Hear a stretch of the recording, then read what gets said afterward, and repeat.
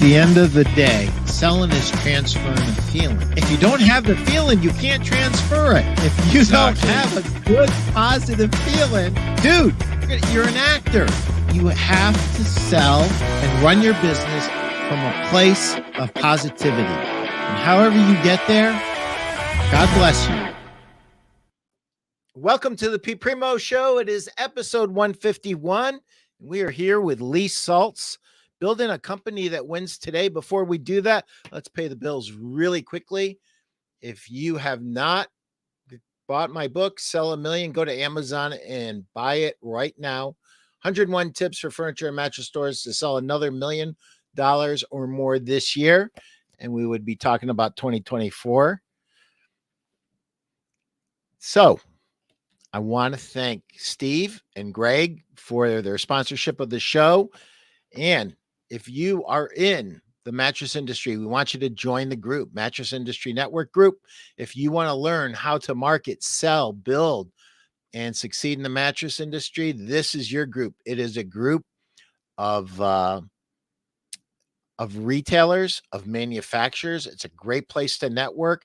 Hit that QR code right there and join the group and say hi to me. I'm glad to answer questions there. Or if you buy the book, call me at 419-560-3169. I'll help you up to a half an hour free consultant call, help you implement anything in the book that you want to.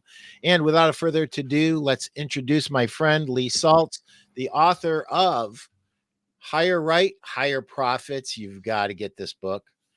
Sales Differentiation, another great book. All my rep friends, you absolutely got to get this book.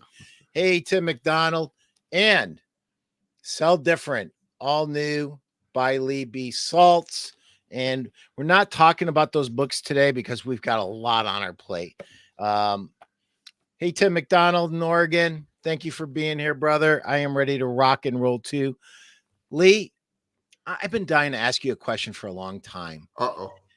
No, it's a really good one. You know, I'm a little jealous because you're a sales expert and you're a business expert, and you go deep with your clients and really kind of get into their businesses, and you learn a lot of things about a lot of different businesses, big businesses, medium-sized business, and maybe a few smaller businesses that have the wherewithal and the vision to hire somebody with your kind of expertise.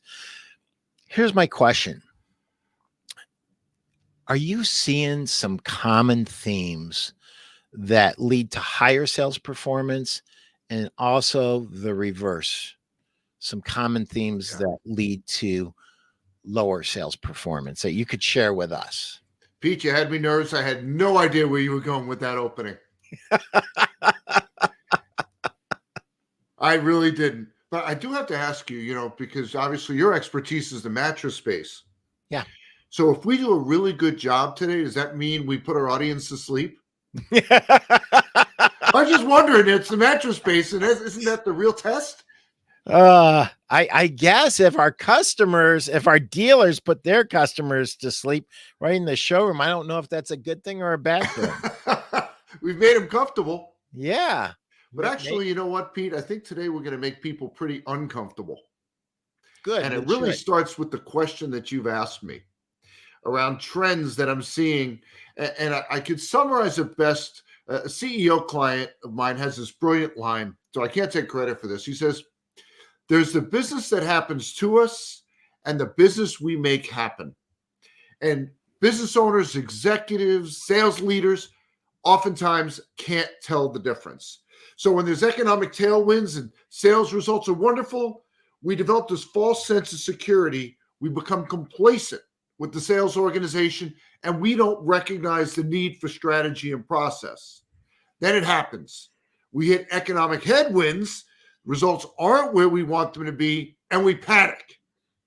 And it becomes painfully apparent that the sales organization lacks the framework to produce the results that everybody's looking for. And that is across all industries. And that's a conversation I have all day long with executives, frustrated, saying, I don't understand. There's this wonderful opportunity out there.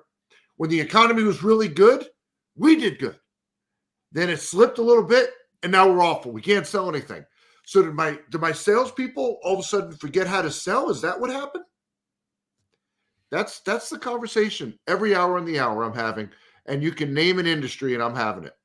Yeah, it happened in our industry, Lee, big Sure. time. It got to the point. Well, I mean, there were concerns about even having the reps in the stores, let alone training.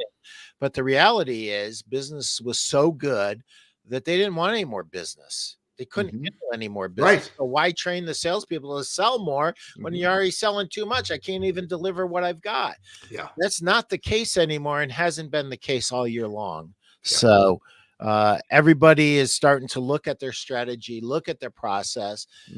Many, unfortunately, Lee, are not even familiar with the idea of a framework, and they don't work from a framework because right. a lot of them came from sales, and they were just great salespeople. I mean, charismatic, super talented salespeople that did great at a bigger store. And now they're learning how to be a businessman or a businesswoman and get traffic into the store. And of course, they're great salespeople.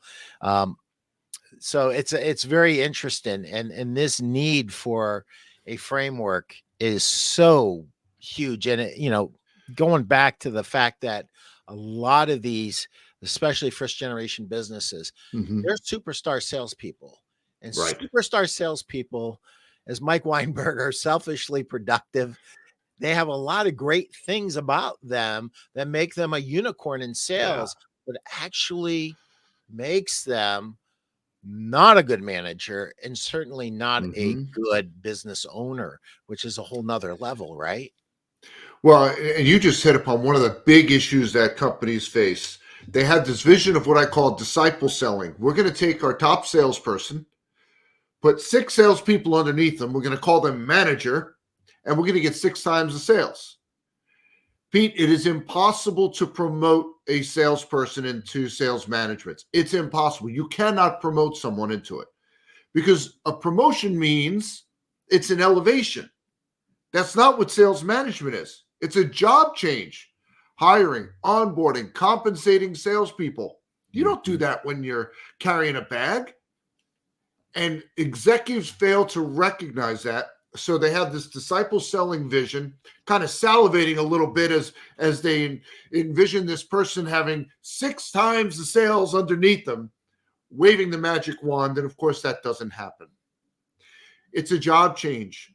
And so when we move someone into that role, we have to recognize that they don't have the knowledge and skill set of a sales manager, a sales leader, and we've got to get them that if they're going to be successful.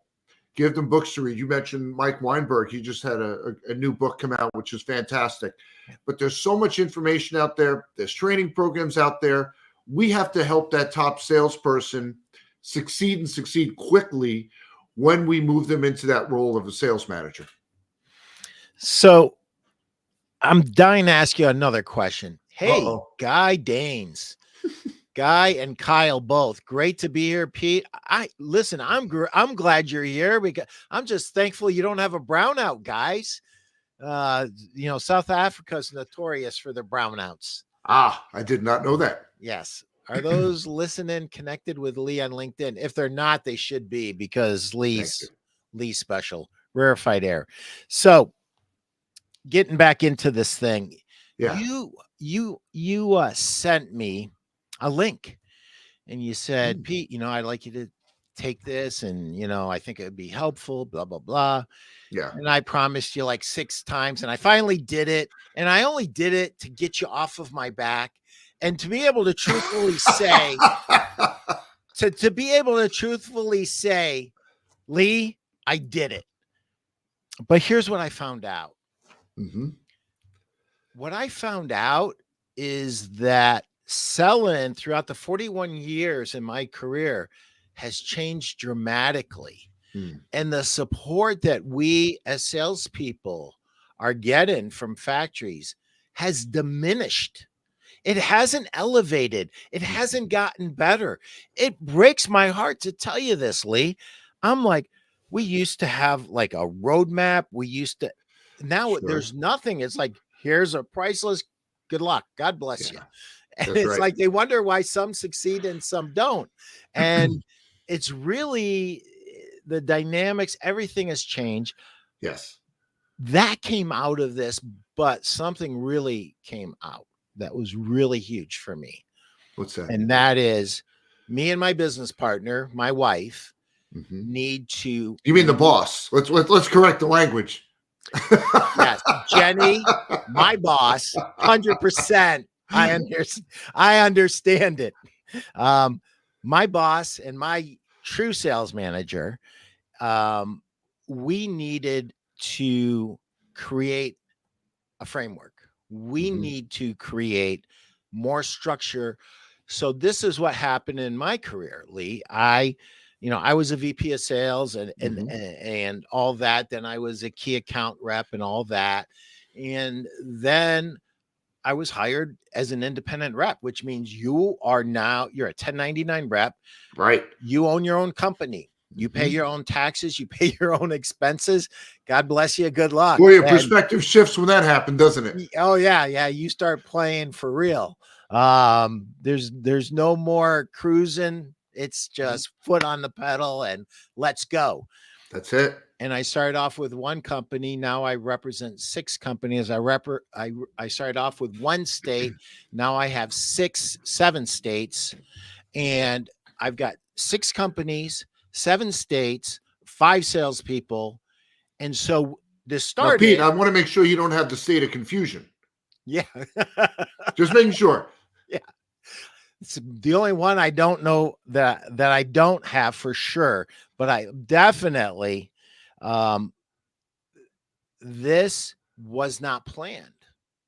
Like this migration that happened in this business that I ended up developing, Mhm. Lee, I was born to a family of GE workers. I was going to work at GE the rest of my life. Yeah. And luckily kind of broke that, and I've been very blessed and very lucky. But I, of all people, realized when I finished this assessment, and Chris, I'd love you to pull that up. I'd love you to pull that link up so that anybody that's on this call could pull this up, because I'm going to tell you something about this. You are going to learn so much about yourself, and you'll learn so much about your business, that just the taking of it is going to make you better, unless you're blind, deaf, and dumb. And then I can't help you. But I kept saying to myself, Lee, I always thought of you as a sales guy, and you are so much more than just a sales guy. I You're mean, very kind. Thank you. to put this thing together the way that you did, what drove this? What made you create this? Because I'm looking at this, and this was not created overnight. This was created with over a period of years of Yes. experience was poured into this. Mhm. And what drove it? Why did you do this? So let me back up a couple of steps if I Go could. ahead. Yeah. So many years ago, I had this client, and the owner would call me nights, weekends, whenever a salesperson resigned. It was catastrophic to the business. Just sheer panic would set in. And the reason for that is they were people based, not process based. So when they're different vertical markets, the results look like an EKG report. I could see, looking at the revenue, when someone left and when a new person came in. Good luck growing a business when that happens. And they're in an industry that has high turnover. So the question the owner of the business asked me is, how do we reduce the turnover? And I said, what if I told you you can't? Look across the industry. Turnover is going to happen. But what if we shift the approach? Instead of being people based, let's develop a framework for each vertical market you serve, so that as people come and go, because it's going to happen, the new person comes in and picks up where the prior person left off. And that's exactly what we did. And those phone calls went away, and the results, instead of doing this, went like this. So as you know, Pete, I'm a sales contrarian, and one of my expressions is, like your salespeople, love your process. I'm not advocating for being mean to your salespeople. But what I'm saying is, when you look at successful sales organizations, they are founded in process, not people. There's a framework that is in place that as salespeople come and go, there's a way to onboard someone into that role, help them to understand the positioning strategy, how to handle discovery meetings, how to handle a presentation, the markets they serve, and everything else that they need to master so that results through this, you don't have the constant churning. So this assessment tool, by the way, if you're a salesperson, this is not a tool that you're accustomed to seeing. Most assessments that are out there are written for the salesperson or designed for the salesperson, and it answers one question: can you sell or not? That's not what this is.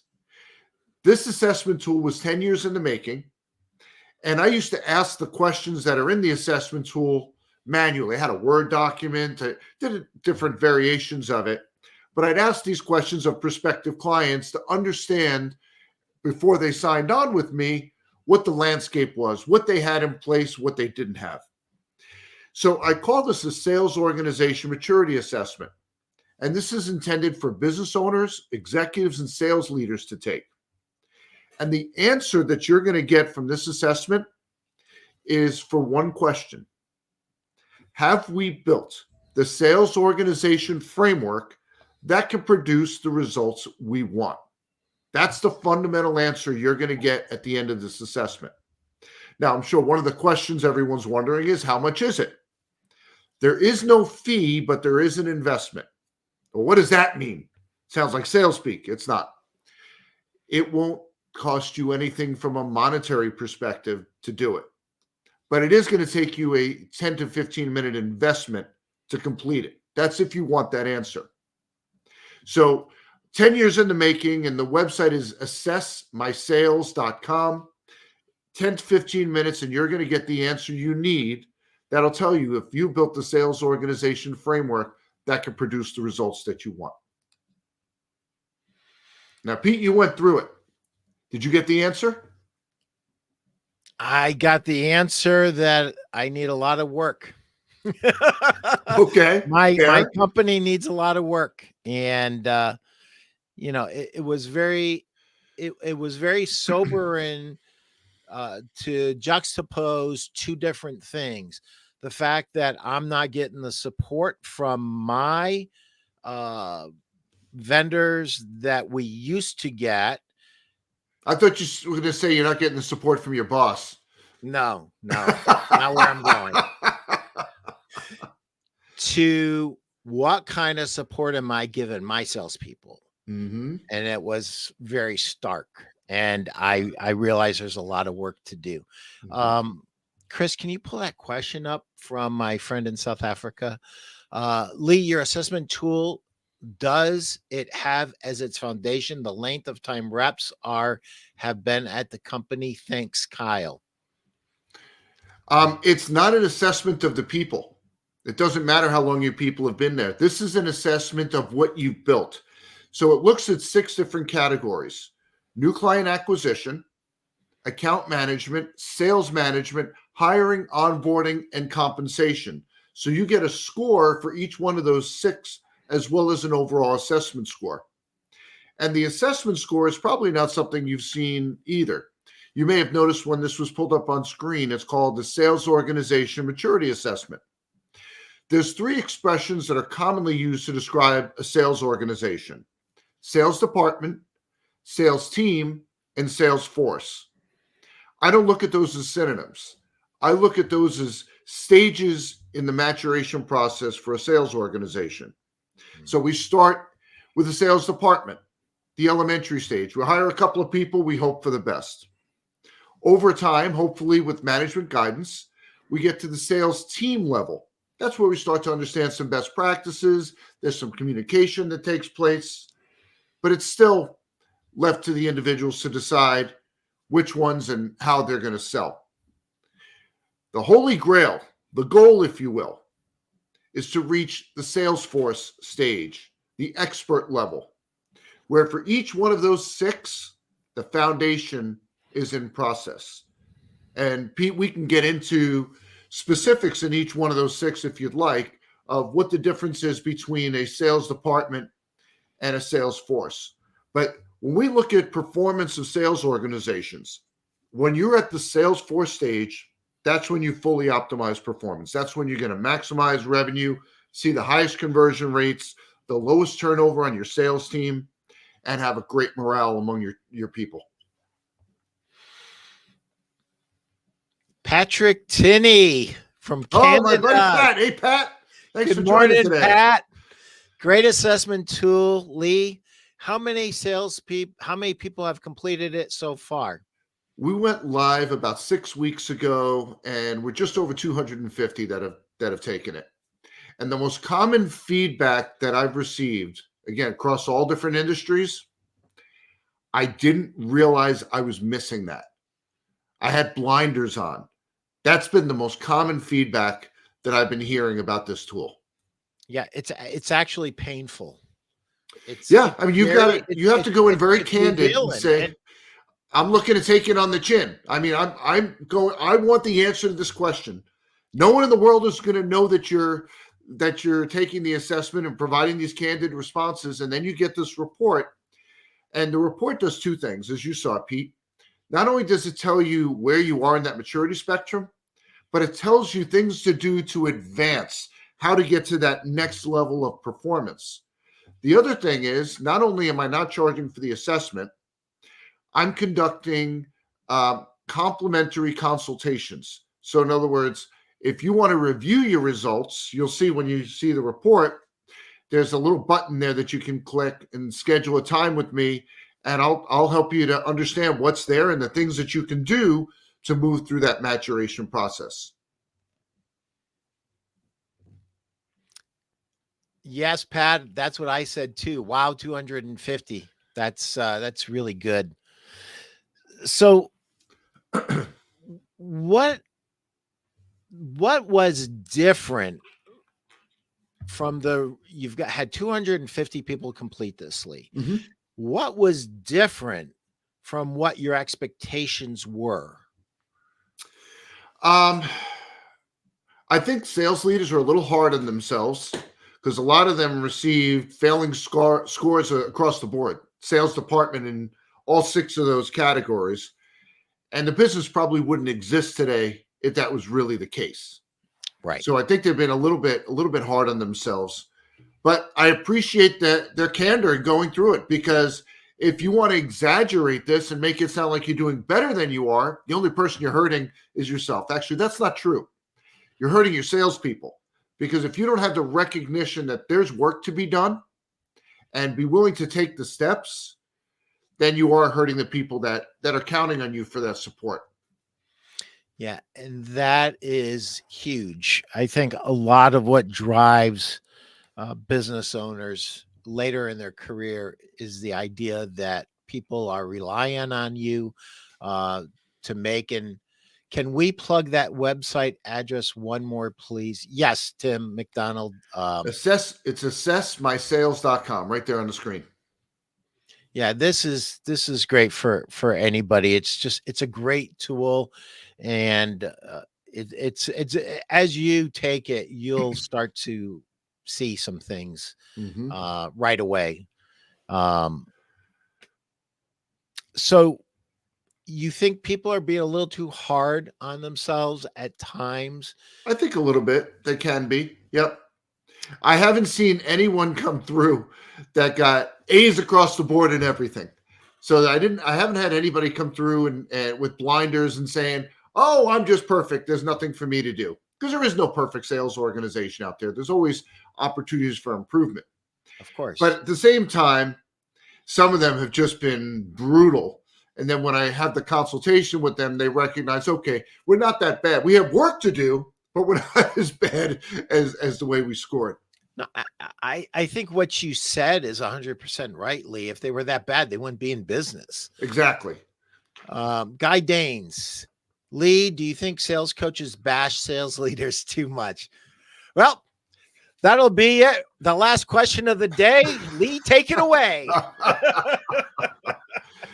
I would put myself in the bucket of a sales coach, and I spend more time talking sales leaders off the ledge than putting them on it, if that makes sense.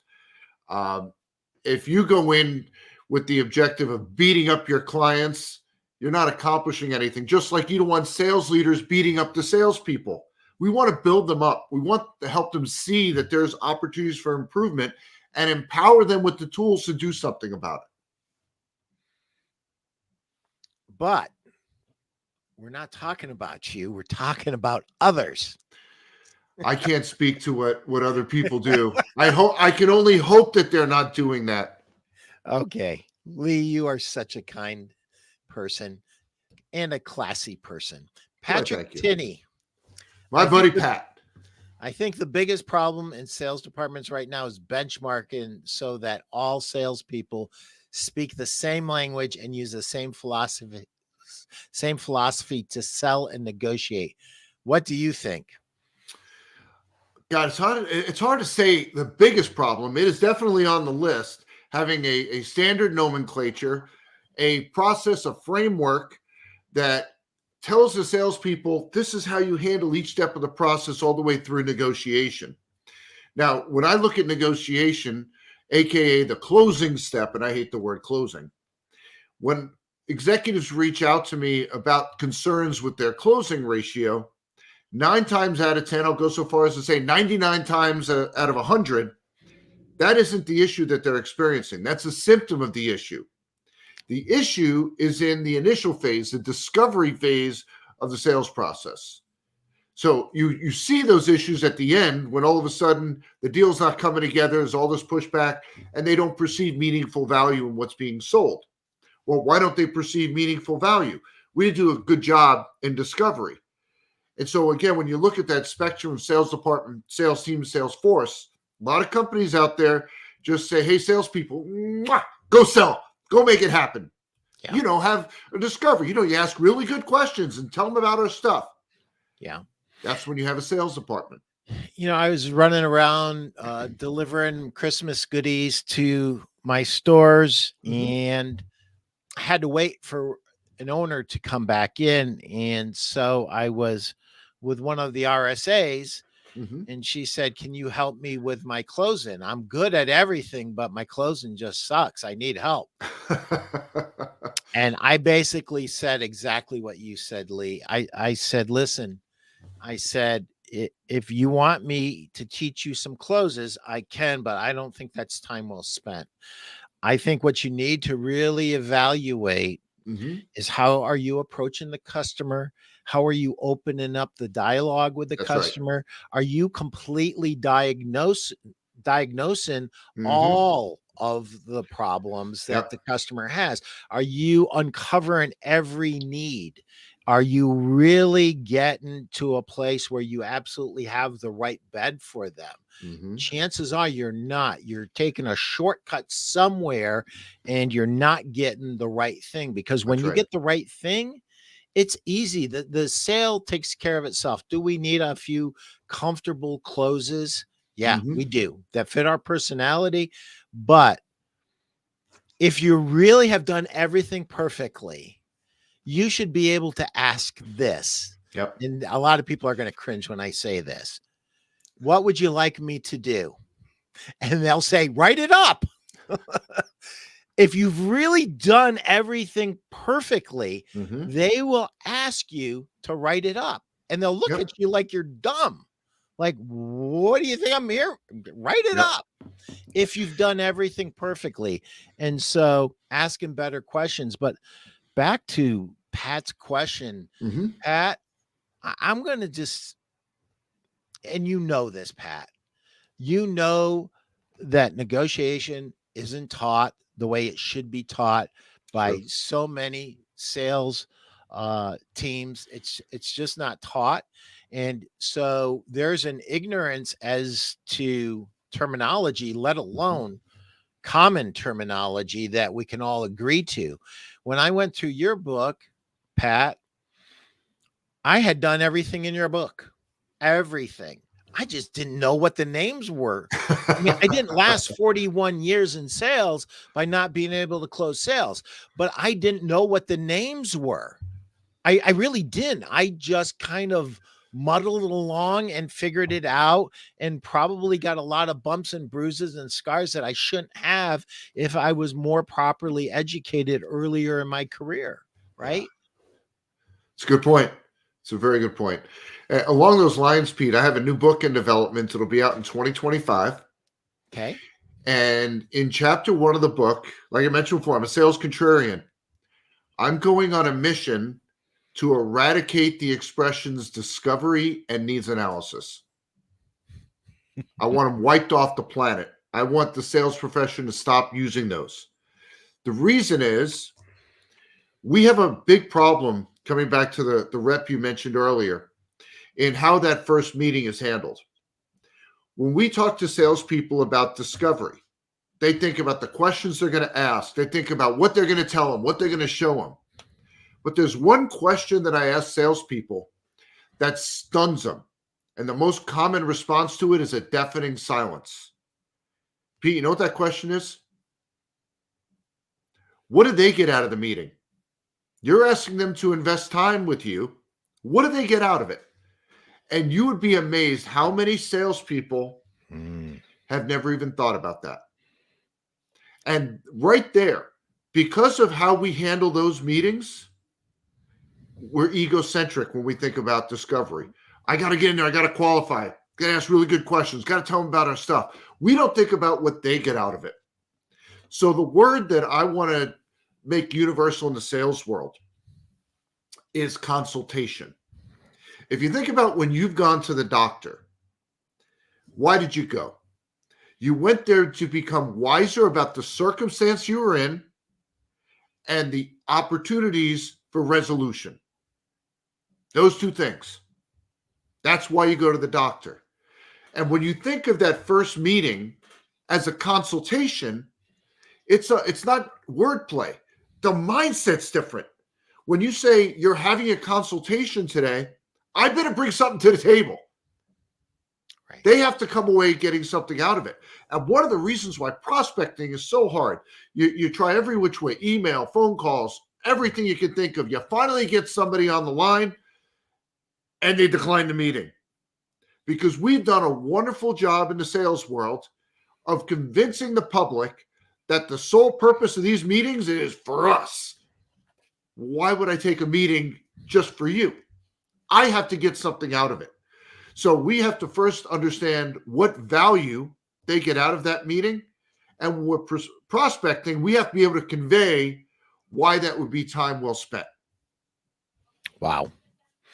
And this has application in retail sales, and it has massive application in B2B sales. So for my friends who are sales reps out there, you should be able to tell somebody that you don't know, a buyer that you don't know, I would like 15, 20 minutes of your time, but I promise you, you're not going to let me leave, because after we spend that 10 to 15 minutes of time, you're going to realize that I have a lot of information that you actually need to help make you a better buyer. And you're going to want me to stay. But all I'm asking for is 10 to 20 minutes of your time. And then I would encourage you to ask really good questions and really, really listen.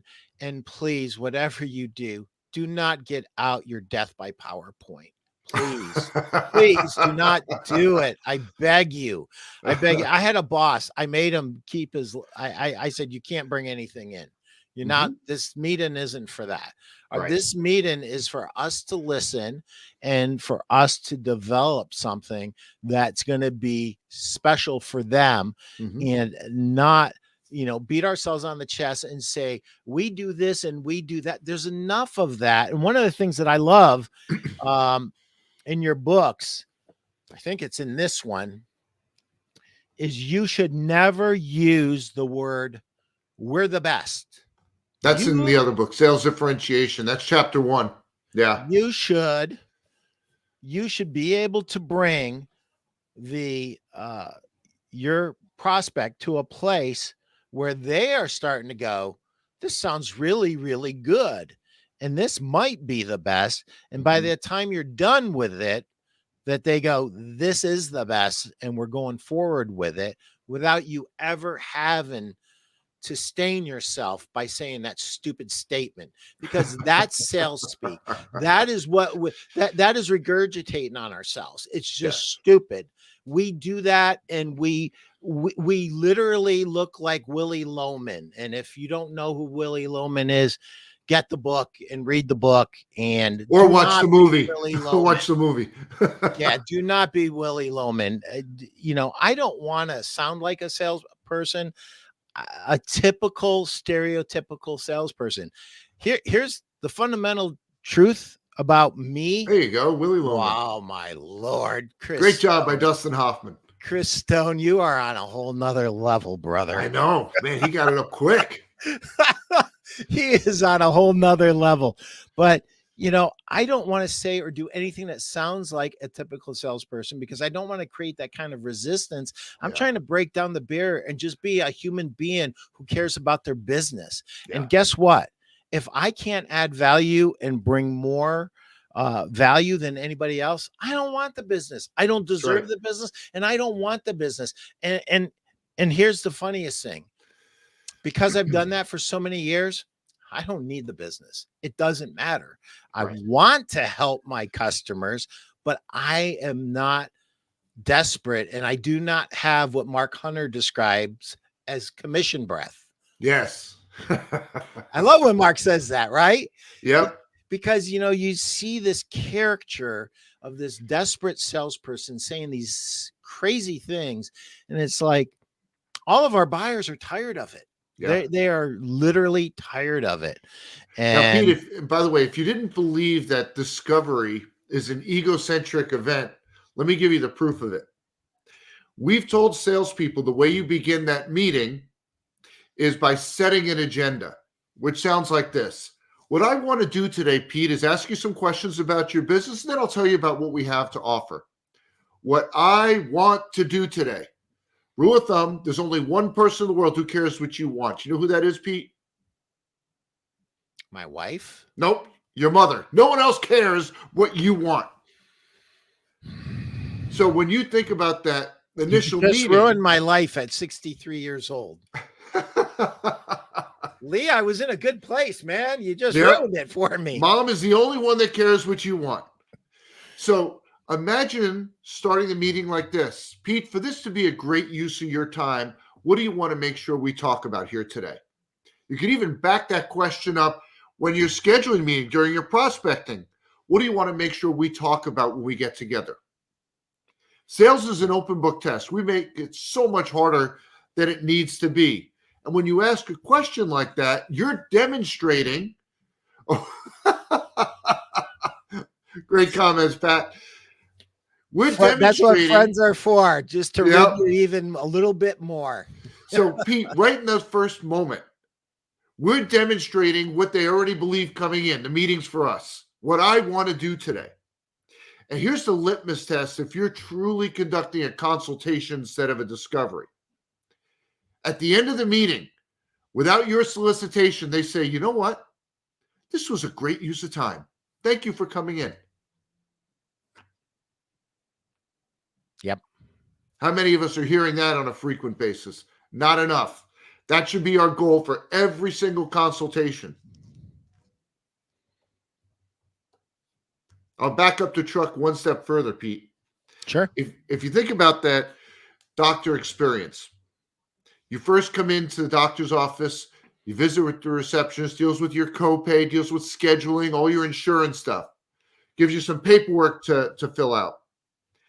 Then when it's your turn, a nurse takes you back, captures your blood pressure, gets background on the injury that you have, height, weight, all that good stuff, and puts this comprehensive chart together for the doctor so that he or she can do a masterful job during the consultation. But that's only a small piece of what prepares that doctor for that experience. You know what the big piece is? The years and years and years of education background that they have. the medical school time where they learned all these different sciences and observed other medical experts and ultimately learned how to conduct a consultation. Yeah. My younger son is planning on going to medical school. And we did the math. He'll probably be 30 when he comes out, when he's ready to start seeing patients on his own. That's a lot of background. And one of the things that the medical profession doesn't allow you to do, until you're licensed as a physician, you can't see patients on your own. I wish we had that in sales. Until you've demonstrated a high enough level of mastery that, just like in the medical profession, above all, do no harm. Until you've reached that level, a salesperson should not be going out on sales calls by themselves. They're not equipped to do it. They have to demonstrate within the walls of the company that they can perform at that level. So you have all that, because we tell salespeople, you got to do all this background research, pre-call. Yeah, that's a small piece. The bigger piece is, what are you doing every single day, right, so that you can provide value, meaningful value, to every person you meet with? And the answer for too many is not enough. Yeah, that's for sure. Joseph Clay, B2C, how do I convince the customer that a trip to my store is high value for them? How do I give them enough value in the financing phase that they will choose financing? Interesting. So I'm not big on convincing anybody of anything. I'm not trying to convince you to take this assessment. I'm putting some information in front of you, and then you get to decide on your own what you want to do about it. You could just say, hey, Lee and Pete had a fun conversation today, and that's the end of it. Or you could say, you know what? This really piqued my interest. I want to go through that process. I want to get the answer to that question that Lee talked about. Have we built the sales organization framework that can produce the results that we want? So when we talk about convincing someone to come in, my question for you is, why should they? What's in it for them to come into the store? And if you don't have that answer, if it's not flying out of your mouth, that's a big reason why you're having difficulty getting them to come in. And if you do understand what those benefits are, why they should come into your store, then work it backwards and say, what can I ask them? What type of open-ended questions can I ask them? So I lead them down a path so that they recognize, and they say to me, can I come to your store? Totally flips the equation around. So the first step is understand why they should, and then come up with some open-ended questions that lead them down a path so that they arrive at that conclusion, and they ask you if they could come into your store. I do a lot of work with subject matter experts.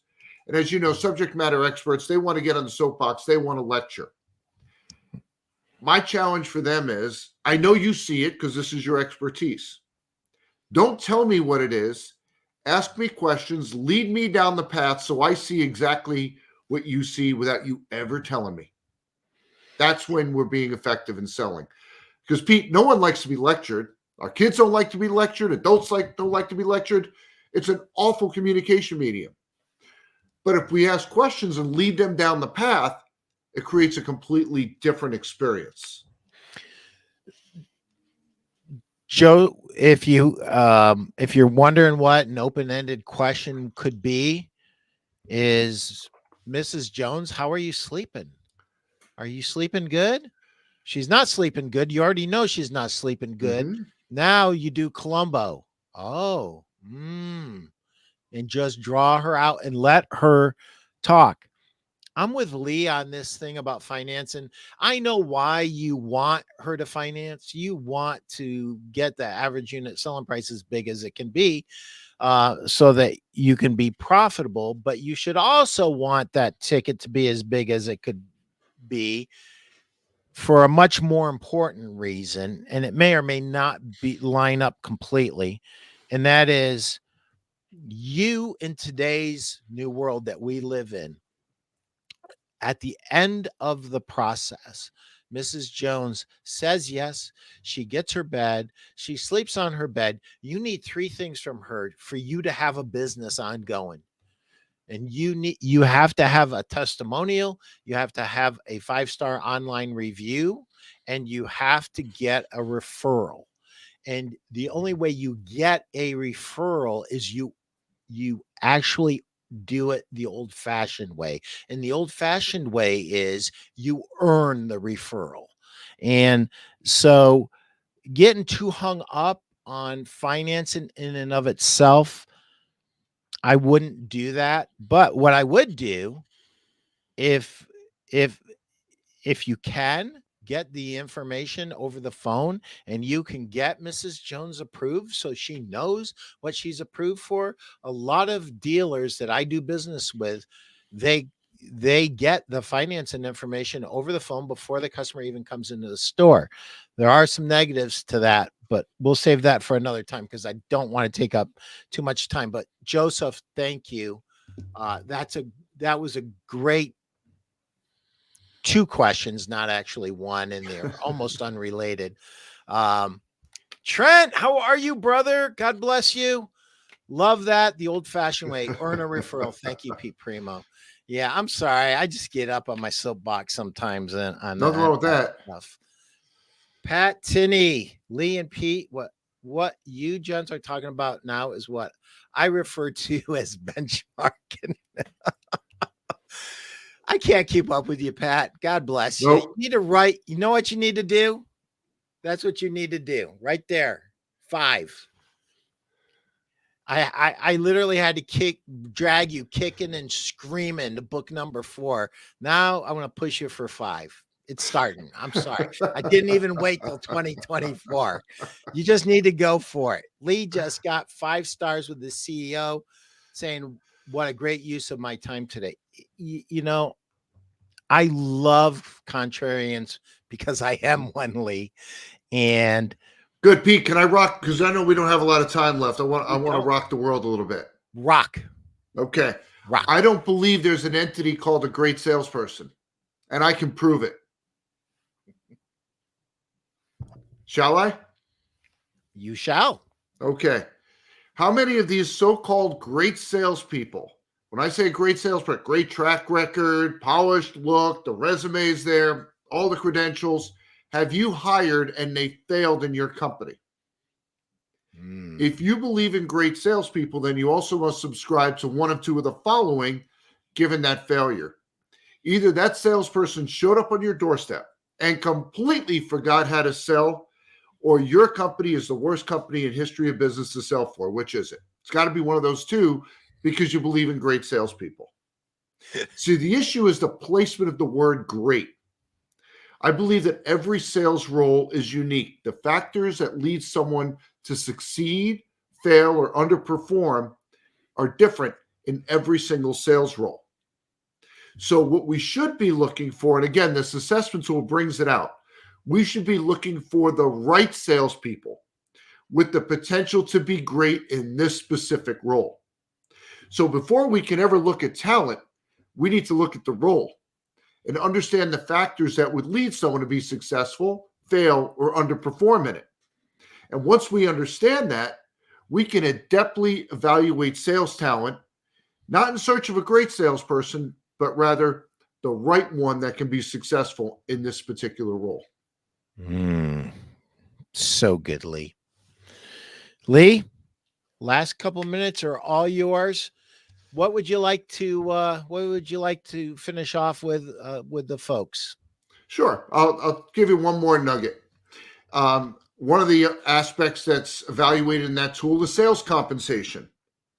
Pete, I got a question for you. You're only as good as your what sale? Well, infamously, we always say your last sale. Your last sale. That's correct. And that is the way most sales compensation plans are built. You're only as good as your last sale. Now, if you've ever been involved with M&A work, buying or selling a company, you know no one cares about yesterday. They care about tomorrow. Sales leaders, what do we care about? Yesterday is nice. We are focused on tomorrow. That's why we're always looking at pipelines. So when we look at sales compensation is a tool that we have to affect activity and behavior, not just reward for results. So when we use that tool properly, we're not just rewarding for yesterday. We're driving the activities and behaviors that keep a healthy pipeline and keep us focused on tomorrow as well. Mm, So the expression should be, you're only as good as your next sale. And that's my challenge when you're compensating, when you're putting that sales compensation plan together. Do it under the premise, you're only as good as your next sale. Tim McDonald, you are special, brother. You take action. That's what I've always loved about you. Oh, thank you. 251 assessments now, buddy. That's awesome. Thank you so much. I hope you found it helpful. Everybody, let's focus on our future success. And one of the things that I love in Lee's books is he pokes a little bit of fun at people that compare professional athletes and sales professionals, because most sales professionals, retail and wholesale, do not do anywhere close to the kind of training and commitment that professional athletes do. And if we even started to resemble what professional athletes do in terms of their training, their nutrition, the films, the technique, the coaching, the extra coaching, the focus, if we focused like they focus, sales wouldn't have a bad name. Sales would have a great name. Yeah. You know, Pete, there are so many titles in the sales world, but there's one title that no one can give you, and that's sales professional. That's something you earn on your own. Amen. And it's by being insatiable in your search for something every single day that will make you more valuable, more meaningful to your prospects and clients tomorrow. And that includes everybody that watched this show today. You are insatiable. You are thirsty. You are hungry. You want to get that one golden nugget. And Lee, thank you so much. How do people get a hold of you? Well, you can go to my website, salesarchitects.com. And that's plural, A-R-C-H-I. There it is right on the screen. I don't even have to spell it. If you go through the assessment tool at assessmysales.com, let's see how fast Chris is. There it is. When you go through the assessment, happy to talk through the results with you and help direct you on the best way forward. And those of you who like to pick up the phone, you can call me at 763-416-4321. And no, I did not pay for that phone number. People ask me, how'd you get that number? I said, I wanted an easy to remember number. And they said, how's 4321? I'm like, that'll work. Wow, that's amazing. Lee, thank you for taking the time out of a super busy schedule. Oh, thank you. Pat, I appreciate thank it. you for your kindness. Yes. I'm sure Lee appreciates your kind words, Pat. You're just such a blessing to sales. Yes, Pat. he is. We love you. We really do. And keep get sketching that book. I'm sending you another journal that you can start sketching out book number 5. This is book 7 I'm on. This is look, like a little child. Look what he does. He says no. That's what you said last time. I beat you down. I won. You lost. And you wrote a great book, by the way, my friend. So Lee, thank you for being here today. I appreciate you so much. Thank you. And please come back and when you're ready to roll out that book. We'd love to have you on the show, and whatever we can do to help you get the word out. We need more guys like you sharing the good news about sales and challenging some of the silly things that go on in sales so that we can be true sales professionals. So Lee, thank you so much. Appreciate you. Thank you, Pete. This was great fun. Sell a million.